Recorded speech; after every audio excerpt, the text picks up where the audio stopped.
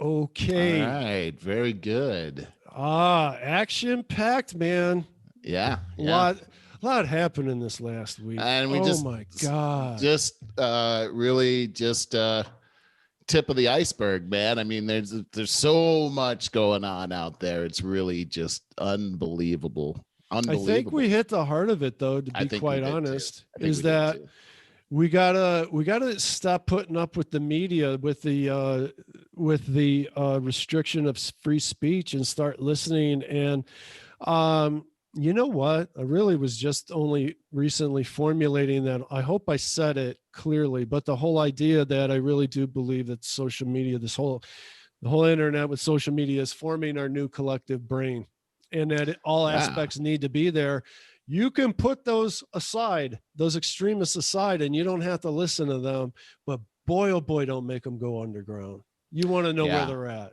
No, Yeah. you're making a great point. I was going to point out the fact that when it comes to freedom of speech, I always say that, hey, if the Nazis or the KKK wanted to do a rally in my hometown, I wouldn't like it, but I'd be one of the first people to defend their right to do it. Same here. Yeah, absolutely. Same here. I remember, once again, I like to point out that stupid stuff on Nextdoor because it's a grassroots, it's a microcosm that actually reflects the macrocosm. Mm-hmm. And there was a guy back when everything was really crazy 5+ years ago on there.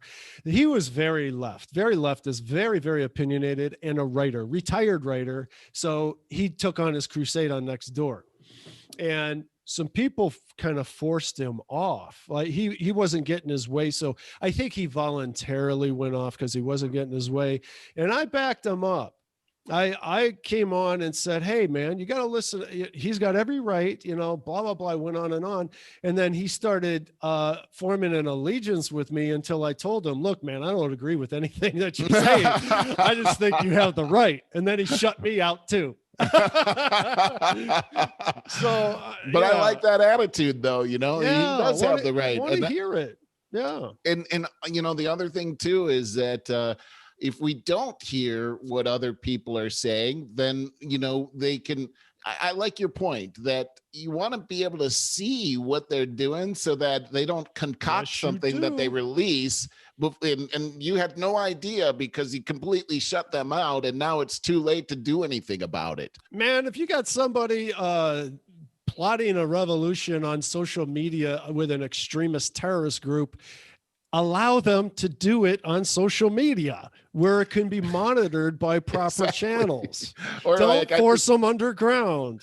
I'm just thinking about the KKK coming to my park across the street, boy. Yeah.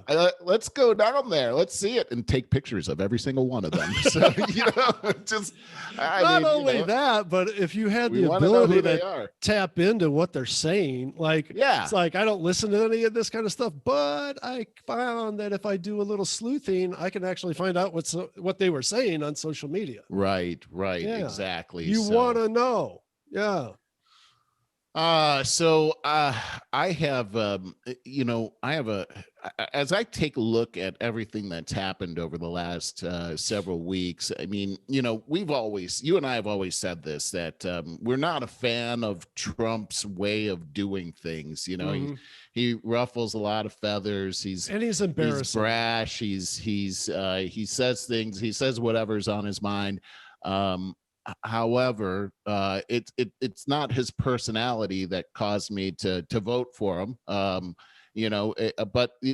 I think probably the 75 million people that did vote for him, it wasn't because of his personality. It was because of his allegiance to the Constitution.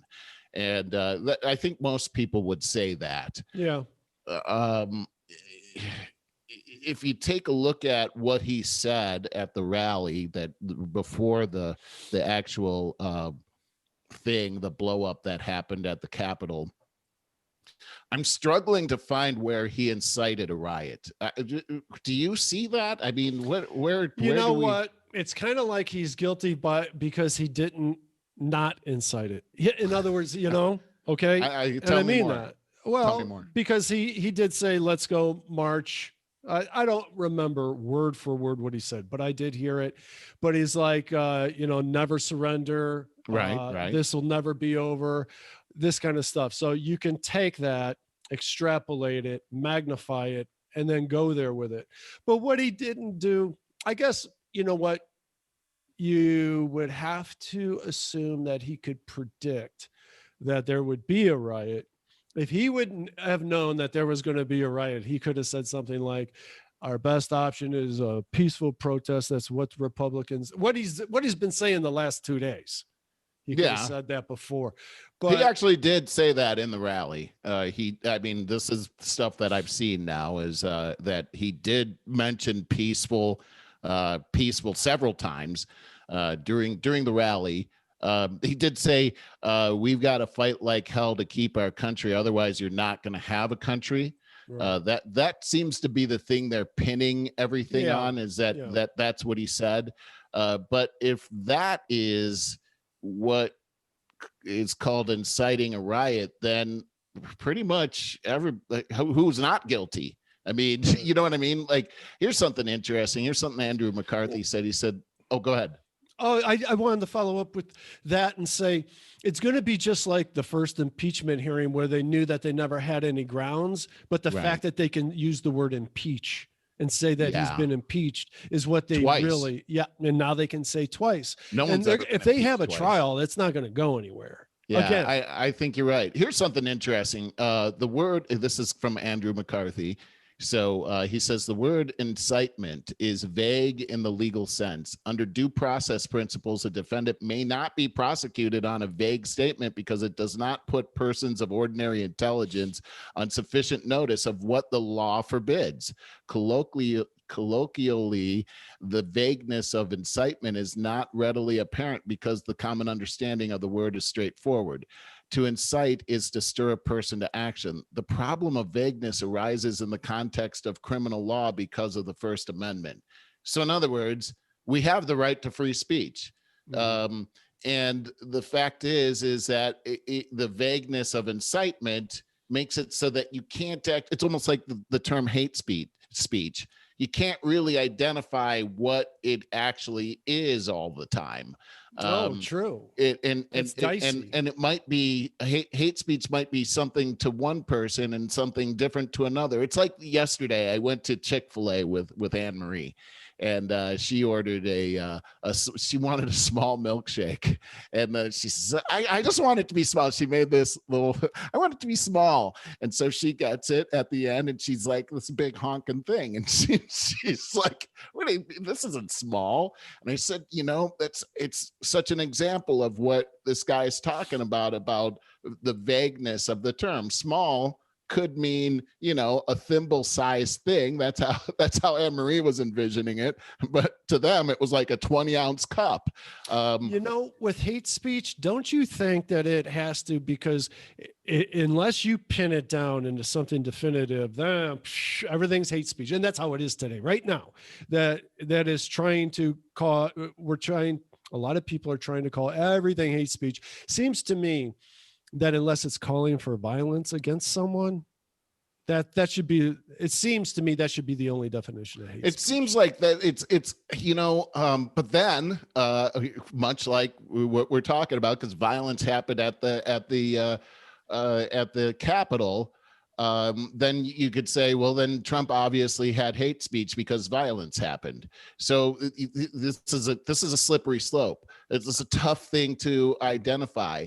I think it has more to do with intent than anything else. Yes. Yeah. I guess. Yeah. Yeah. And so if I'm saying you got to fight like hell, but I'm meaning politically, and if you look at the context of what Trump was saying, he definitely was talking about a political fight, not a physical fight. Right. Rudy Giuliani talked about combat, but he was using combat much like a strategic we talk about this in sales all the time. Like, we need a killer salesperson here. Do we really want our salespeople to kill people? No. Right. So this is where they're trying to use the terminology to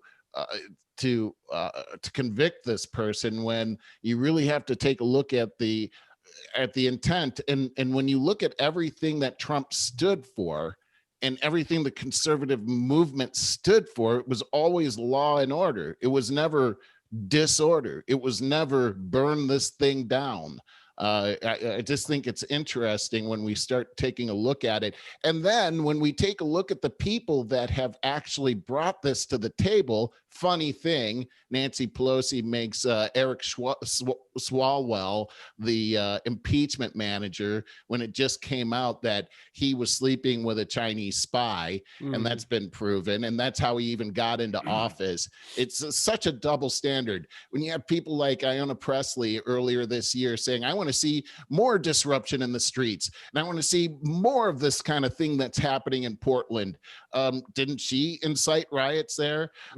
Didn't everybody on the Democratic side, as they were saying that these were peaceful protests, as fires were burning behind the reporters, just calling those peaceful protests, doesn't that incite violence? I'm just saying, if Donald Trump incited violence here, then everybody in Washington is guilty of inciting violence. That's right now. That's a really good point. It is.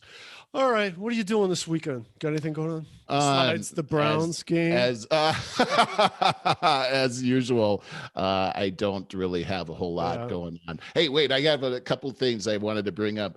Did you know that you mentioned about Parler and how they were just really getting started? Did you know they were the #1 app when they got shut down? No, really? Yes, they were #1. Boy, that speaks volumes. It really does. And that's because there was a mad rush to download it. Because that's right. Yeah, yes. I read exactly. Yeah. So #1, they were #1 out there, and they got snookered by these guys. Here's another thing that's come out is that the book 1984 is now flying off the shelves. Like they can't. Really? This is the book is being sucked up right now. And by the way, there's a big push on the left to get rid of that book. Did you know that George Orwell was a leftist? I didn't know that. I didn't know that. No, it's crazy. So did it mean something a little different though? No. Decades and decades ago. No. If you take a look at what he's writing about leftism, and he's actually writing about the Soviet Union. No, he's actually writing about what's happening in the Soviet Union, and the Soviet Union is leftist. That's what it is. And so he's actually, and he, by the way, was all for it. Isn't that something? Leftism comes out of that. It was the warning. Well, it is a warning. It's a warning, but it was already happening. It was written in the 50s.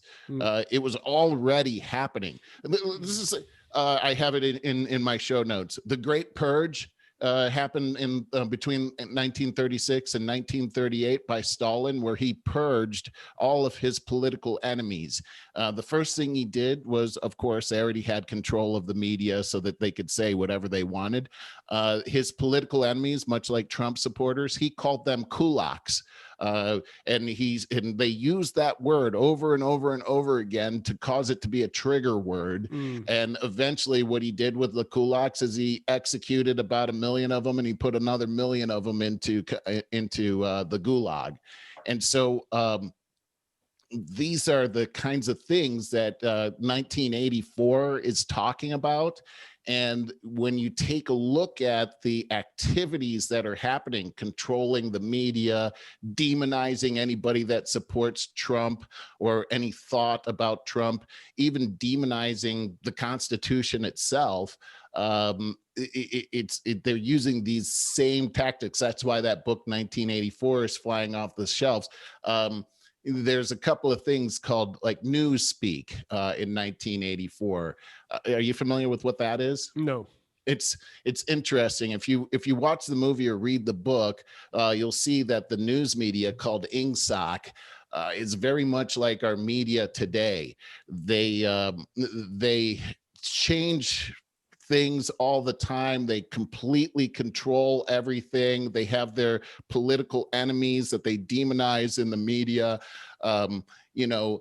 they'll say things like, Trump's unfounded, baseless accusation They that do all the time. this is exactly what ingsoc was doing as well, in order to cause the people to rage against whoever they wanted them to rage against. And it was really as if this propaganda arm, ingsoc, was in complete control of the people. And when you take a look at the social media that's happening today, I mean, they're in control of the people right now. Even the president is not the president. The most powerful office in the world was trumped, no pun intended, by Twitter, by Facebook, by Google, meaning they're in charge. They're the powerful ones. And when you start to take a look at what's really happening, you're seeing that these people have very powerful lobbyists. We've talked about this before. We've talked about the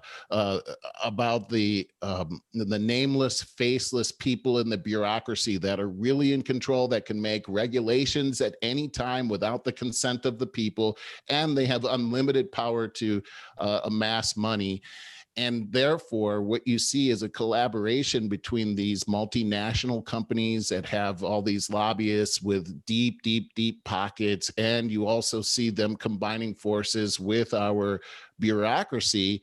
They don't have any allegiance to America. They have allegiance to whatever's going to cause the most money to come to them. So it's more of a globalist type of a mentality that they have. And what you're seeing, much like in 1984, is you have these elite people that don't care about borders or anything like that. Their allegiance isn't to the country, it's to themselves and their own elite group, and making sure that that stays intact. And we're seeing, I mean, I don't think this is my imagination. I'm seeing this playing out in full detail right now as we speak. And it's also very interesting that it lines up perfectly with the Bible and everything that God said would happen as a giant transition was about to happen in the world. Which makes me think that I've always been very interested in near-death experiences. And I was watching a special last night on Amazon Prime about near-death experiences. And God, it's fascinating. It's fascinating. The common denominator always is, there's minor differences, but the common denominator is that when people leave their body, they start to feel this overwhelming sense of unconditional love, like something they've never felt before. It's really, I've heard that before too. Oh yeah. There's a lot of good stuff out there. Hey, did you also see where Cuomo and now the mayor of Chicago are now saying we've got to open up everything? No.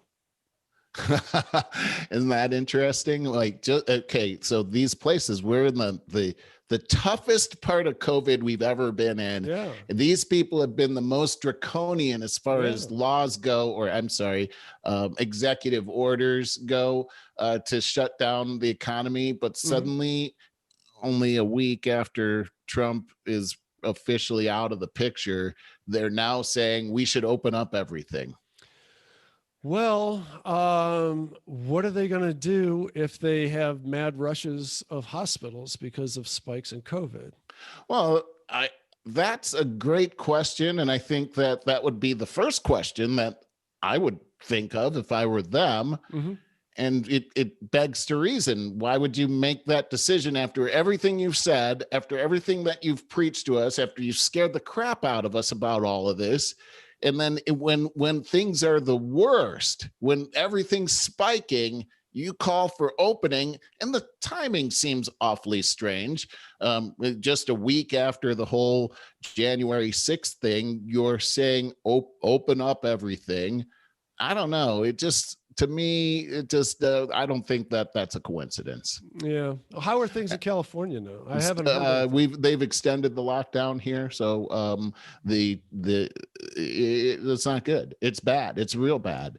So it doesn't look like they're looking to let up on this, but I do think it's interesting to see these people like Cuomo and now the mayor of Chicago. I just saw that this morning that she's calling for opening up everything too. So I don't know. I mean, I think the strange hypocrisy of everything that's going on, I just hope that people will have their eyes open to see that, look, my problem is this, Barry. I'm more mad at the Republicans than anybody else. I think they've done a terrible, terrible job over the last, I don't know, ever since George Bush got into office. I think they've done a terrible job.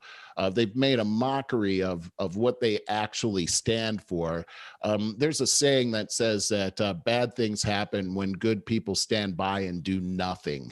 And that's what I see the Republican Party as. They're the do nothing party. They stand by while our constitutional liberties are being taken by us. And of course, that's what governments do. They don't want you to have those liberties. These are the people that are supposed to be standing up for it, and they're doing nothing. I saw people that were standing up for the sanctity of our vote, which is one of the most precious privileges that we have here in America. I now have very little trust in our voting system. And these people, and I'm not just talking about Republicans and Democrats should be concerned about that. Mhm. As a Republican, I expect the Republicans to be very concerned about that. Yet, as soon as all this stuff happened on Wednesday, the people that were that said that they were going to object to different slates that came from different states, which is constitutional, by the way. They faded back and they said, because of what happened today, I'm not going to do this, which probably sounded good at the time. But what I have to say is this: what about what happened on November 3rd changed because of what happened on January 6th? These are two different things. November 3rd is what we're concerned about. People acted stupid and irrational on January 6th and invaded the Capitol, but that didn't change what happened on November 3rd. So these Republicans that just melted away, I'm ashamed that they did that. I mean, if they really believed in the sanctity of the Constitution, they would have actually stood there. So now I've got two choices: to either believe that this whole thing about standing up for the vote that they were all talking about before the riot happened was only to promote themselves, which I don't want to think that, or because they were so scared of what might happen if they stood up for the truth, they just acted like cowards and they melted away. Either way, it's pretty ugly. I think it's pretty ugly, and it's too bad that it's like that. It's too bad that if in America, where you're supposed to be able to have dissent, which is what makes our democracy strong, not the opposite, is now being demonized, and anybody that dissents is being called a domestic terrorist. I think that is an ugly place to live, and that's how tyranny happens. Yeah, dude, I got to get going. It's getting really late here. All right. I will talk with you when I talk with you. All right, bud. Love you, buddy. Have a good